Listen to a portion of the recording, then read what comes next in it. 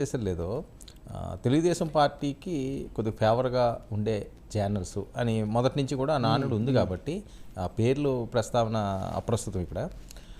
కృష్ణా జిల్లాలో ఎవరెవరికి సీట్లు ఇస్తాయన్న దాని మీద నేను ఒక లిస్ట్ రిలీజ్ చేశారండి వాళ్ళు. అది ఎంతవరకు నమ్మొచ్చు? ఇవన్నీ లీక్లా ఏంటిది? ఇది ఒక కన్ఫ్యూజన్ అయింది నిన్న పెద్దగా. మీకు నేను ఒక మాట పరిచయం చేశాను కదా, అధికార అనధికార ఛానల్ అని.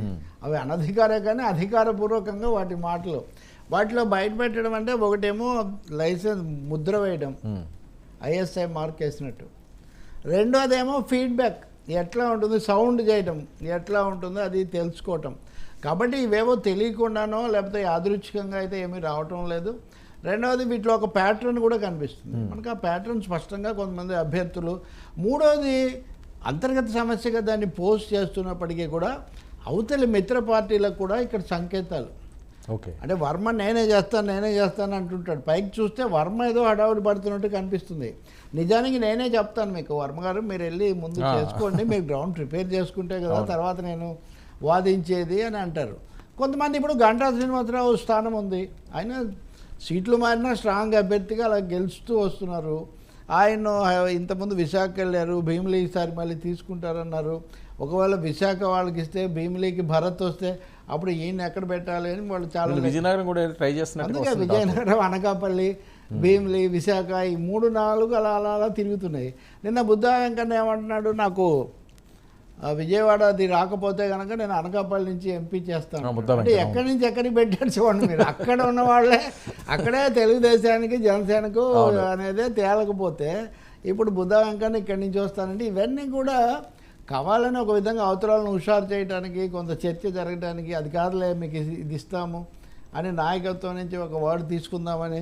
అందుకనే మీరు కొంచెం ఫ్లాష్ బ్యాక్లోకి వెళ్తే అక్కడ సీట్ల చర్చలు, అసమ్మతులు, పార్టీ మార్పిళ్ల గురించి సంతోషించడం సరే, రేపు వీళ్ళు ఒక్కసారి మొదలు పెట్టాక ఇవన్నీ స్పష్టమవుతాయని మనం అనుకుంటూ వస్తుంది కదా. ఆ అధ్యాయమే ఇప్పుడు మనం చూస్తున్నాము. బీజేపీ తేల్చట్లేదు. అంటే ఏంటి సార్ వాళ్ళకి ఇంత లేట్ చేయాల్సిన అవసరం ఏంటి? వాళ్ళకి లోక్సభ కూడా కావాలి, అవసరం లేదు. వాళ్ళకు పొలిటికల్ సర్టనిటీ కావాలి. వాళ్ళకి రాజకీయంగా మేము మీకు పూర్తిగా లోబడి ఉంటాం, మాకేం సమస్యలు ఉండవు. పైగా ఇంతకు ముందు కంటే ఎక్కువ శాతం సీట్లు అడుగుతున్నారు వాళ్ళు, ముఖ్యమైన స్థానాలు కూడా అడుగుతున్నారు.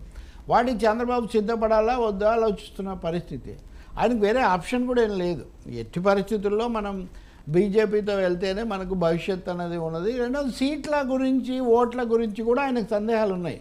అంటే మీటింగుల్లో జైత్రయాత్ర అని చెప్పొచ్చు, కానీ ఓట్ల దగ్గరికి వెళ్ళేసరికి మ్యాక్సిమం యూనిటీతో పోతే తప్ప మనం గట్టెక్కలేమని. ఇంకొక చిన్న మాట కూడా ఉంది. నేను ఏదో వేరే సందర్భంలో కూడా చాలామంది కలుస్తున్నారు, అలాగే బయట మామూలు వాళ్ళు కూడా. అదేంటంటే రూరల్ బెల్ట్ ఇప్పటికి కూడా వైసీపీకి ఉంది. అవును. సో రూరల్ ఓటింగ్ అక్కడే ఉన్నప్పుడు అర్బన్ ఓటింగ్ అనేది తనకు రావాలి. చంద్రబాబు నాయుడు ప్రధానంగా అర్బన్ ఓటింగ్ మీద ఆధారపడాలి. ఉద్యోగులు, వ్యాపారులు, వీళ్ళు అసంతృప్తి, వీళ్ళు రావాలంటే బీజేపీ హెల్ప్ఫుల్ అనేది ఆయన అంచనా. ముందు నుంచి బీజేపీకి కొంచెం అర్బన్ ఓరియంటేషన్ ఎక్కువనే చంద్రబాబు నాయుడు గారికి. అంతే కదా, బీజేపీకి అది ఉంది కాబట్టి ఈయనకు అర్బన్ ఓటింగ్ కావాలి కాబట్టి బీజేపీతో వెళ్ళాలి. కాబట్టి ఒకటేమో తన సెక్యూరిటీకి, రెండు అర్బన్ ఓటింగ్కు, మూడోది ఎన్నికలు అనేవి సజావుగా జరిగి దాంట్లో పాల్గొనే అవకాశం ఉండటం కోసం ఆయన ఏది ఏమైనా బీజేపీతోనే వెళ్తానని ఆయన వాళ్ళకు మాట ఇచ్చాడు, వెంటబడుతున్నారు. కానీ అమిత్ షా అక్నాలెడ్జ్ చేయకపోతే ఆయన ఏం చేస్తాడు? ఇంకో మాట అన్నాడు అమిత్ షా, మీరు అది చూసారా? మీరు రాజకీయ పరిభాష బిట్వీన్ ది లైన్స్ చూస్తే మేము ఎవరిని బయటికి పంపించలేదు. ఓకే, మేము ఎవరిని బయటికి పంపించలేదు అంటే అర్థం ఏంటి? మీకు మీరే వెళ్ళారు, మమ్మల్ని కాదని. ఇప్పుడు మళ్ళీ లోపలికి వస్తానంటే మీకు మీరే రావాలి. మీకు మీరే వెళ్ళి మళ్ళీ మీరు వస్తున్నామంటే మీరు కొంచెం కళ్ళు తెరిచి వాస్తవాలు మీరు తెలుసుకోవాలి, మా మాట వినాలి. మీరు ఈ విధంగా మీ ఇష్ట ప్రకారం జరిగితే కుదరదు. అయినా మేము ఫ్యామిలీ ప్లానింగ్ పాటించాం, అది కూడా మళ్ళీ ఫ్యామిలీ ప్లానింగ్ పాటించాం, ఎలక్షన్ ప్లానింగ్ పాటిస్తాం. అంటే మీరు అందరూ ఎంతమంది వస్తే కూడా మాకు అంత మంచిదే. కానీ టర్మ్స్ అండ్ కండిషన్స్, మీరు వెళ్ళిపోయి మళ్ళీ వచ్చారు కాబట్టి మీరు మళ్ళీ వచ్చినప్పుడు మళ్ళీ పాత పరిస్థితి రాకుండా చూడాలని ఒక వార్నింగ్ చాలా క్లియర్గా ఇస్తున్నారండి. ఎందుకంటే వాళ్ళు చాలా కాన్ఫిడెంట్గా ఉన్నారండి ఈసారి హ్యాట్రిక్ కొట్టేస్తామని. వాళ్ళు ఉన్నారు, మీరు ఉండటం ఒకటి, ఉన్నామనే అభిప్రాయం కలిగించడం ఒకటి. అదేది రాజకీయం, మైండ్ గేమ్ అంటే అది. ఒక విధమైన దీనికి అబ్బో ఆయన అంత ఆయన అంత ఇదిగా మాట్లాడుతున్నాడంటే ఎన్ని సన్నాహాలు చేసుకున్నాడో ఎంత ఇదిగా ఉన్నాడో అనే భయం వైనాట్ 175 కూడా వీళ్ళు భయపడుతున్నారు, బయటికి అంతే కదా. ఎందుకు అంత కాన్ఫిడెంట్గా ఆయన ఉంటున్నారు? కూడా అంతే, అది మీరు వెళ్ళేటప్పుడే బిక్కు బిక్కు అనుకుంటూ వెళ్తే కుదరదు కదా.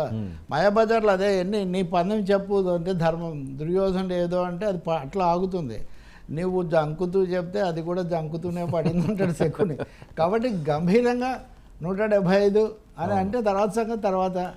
అందుకని ఆ కాన్ఫిడెన్స్ చెదరలేదు మాకు అనే వాళ్ళు ఉండడానికి ఉన్నారు. రాను రాను దాన్ని పెంచుతున్నారు కూడా, గ్రామీణంగా వస్తున్నారు, అందరు వెనక్కి వస్తున్నారు. ఇట్లాంటివి ఇవి చంద్రబాబుకు ఒక విధంగా మరింత పకడ్బందీగా వెళ్ళాలి. ఈ విషయం పవన్ కళ్యాణ్ అయితే బహిరంగంగా ఒప్పేసుకున్నాడు, కలిసి వెళ్ళాలి అని. చంద్రబాబు అంత గట్టిగా చెప్పలేదు కానీ ఆయన ఉద్దేశం కూడా అదే. సరే ఓకే, రూరల్ ఓటింగు జనసేన వీటన్నిటిలో ఎక్కడన్నా రాష్ట్రం గురించి కానీ, అవును, ప్రత్యేక హోదా గురించి కానీ, కృష్ణా జలాల గురించి కానీ, పోలవరం గురించి ఒక ముక్క అండి లేనే లేదు. ఎంతసేపటికి వాళ్ళకి కావాల్సిన సీట్లు ఇచ్చి మాకు కావాల్సిన అధికారం తెచ్చుకోవడం, సింపుల్ ఫార్ములా చంద్రబాబు నాయుడు. పవన్ కళ్యాణ్కు ప్రాతినిధ్యం, బీజేపీకి కేంద్రం, మాకు మళ్ళీ రాష్ట్రం. ఈ 3 పాయింట్ ఫార్ములా పెట్టుకొని ఆయన వర్కౌట్ చేస్తున్నాడు. కానీ ఇంకా మోదీ గారు, అమిత్ షా గారు దానికి స్టాంప్ వేయట్లేదు. అసలు కలిసామనే ఒప్పుకోవట్లేదు. అవును, కలిసామనే ఒప్పుకోవాలి కదా రాజకీయ అంటే. ఒక విధంగా ఎంత దిగువగా ఉందో తెలుగుదేశం పరిస్థితి అర్థమవుతుంది. సో ఓకే, మీరు అన్నట్లుగా అర్బన్ ఓటింగు బీజేపీకి, తెలుగుదేశం పార్టీకి ఎక్కువ ఉంటుందని చెప్పి వీళ్ళు ఎక్స్పెక్ట్ చేస్తున్నారు. రూరల్లో జగన్ వైపు మొగ్గు చూపిస్తున్నారన్నది వస్తున్న అభిప్రాయాలు. అవును. సో జనసేనకి రూరల్లో బాగుండే ఛాన్స్ ఉంటుందా సార్? మీరు అబ్జర్వ్ చేసిన ఆయన ఫాలోయింగ్ కానీ, లేకపోతే అర్బన్లో ఉండే ఛాన్స్ ఉంటుంది ఎక్కువ? ఇప్పుడు జనసేనకు అంటే పవన్ కళ్యాణ్కు ఉన్న మేరకు అది మిక్స్డ్గా ఉంటుంది. ఓకే, ఎందుకంటే పవన్ కళ్యాణ్కి వచ్చే ఓటింగ్ అనంటే ఇంకోటి, అది ప్రధానంగా రాజకీయపరమైన డివిజన్ కాదు కదా. ఇప్పుడు చంద్రబాబు పట్ల అభిప్రాయం, జగన్ పట్ల అభిప్రాయం, లేదా కాంగ్రెస్ పట్ల ఈ అభిప్రాయాలు స్థిరంగా ఉన్నాయి, వాటికి అనుభవాలు ఉన్నాయి. పవన్ కళ్యాణ్ ఇంకా అన్టెస్టెడ్ క్యాండిడేట్, అంతే కదండి, లీడర్. సో ఆయనకు నటుడుగా ఉండే ఫాలోయింగ్ కొంత ఉంది.